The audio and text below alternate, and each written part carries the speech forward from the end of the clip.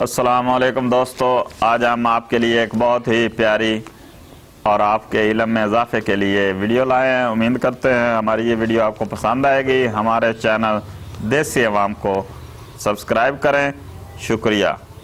آج ہم آپ کو بتا رہے ہیں ماہ رمضان اور 7 بڑے چور۔ ہم آپ کو چوروں کی نشاندہی کر رہے ہیں، امید کرتے ہیں آپ کو بھی اس بات کی سمجھ آئے گی۔ نمبر 1، سب سے بڑا چور ہے ٹیلی ویژن۔ رمضان شریف باقی دنوں میں بھی ہے لیکن رمضان شریف میں خاص طور پر یہ انتہائی خطرناک چور ہے۔ یہ آپ کا وقت چوری کرے گا اور آپ کو ماہ رمضان میں بے پردہ ڈراموں اور رمضان ٹرانسمیشن جیسی لغویات میں لگائے رکھے گا اور عبادات سے محروم کرے گا۔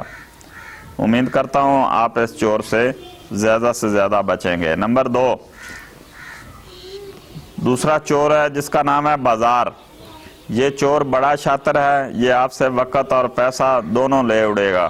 یہ آپ کا ہاتھ پکڑ کر بے مقصد بازاروں میں گھمائے گا اور آپ کو عبادات سے محروم رکھے گا۔ Number 3، kitchen. یہ بھی چور ہے۔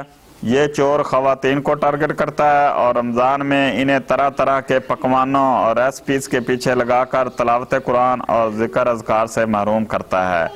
نمبر 4، سحری تیاری۔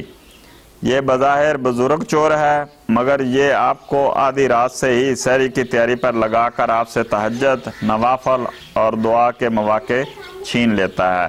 نمبر 5، فیس بک۔ یہ چور بڑا پروفیشنل ہے، یہ ہر دم آپ کے ساتھ ہوتا ہے۔ یہ آپ سے نہ صرف آپ کا وقت چھین لے گا بلکہ آپ کو غیبت، دشنام، گالم گلوچ کا مرتکب کر کے چھوڑے گا اور عبادات سے محروم رکھے گا۔ Number 6، ludo game.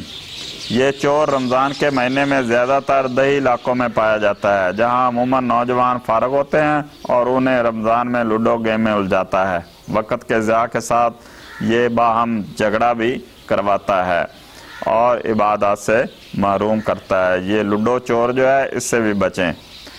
نمبر 7، نیند۔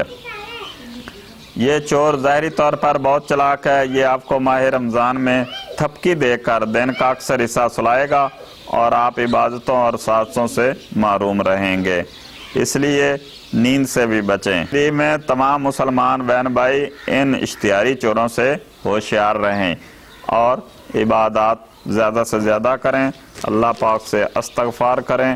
امید کرتا ہوں میری یہ ویڈیو آپ کو پسند آئے گی۔ میرے چینل دیسی عوام کو سبسکرائب کر دیں، شکریہ۔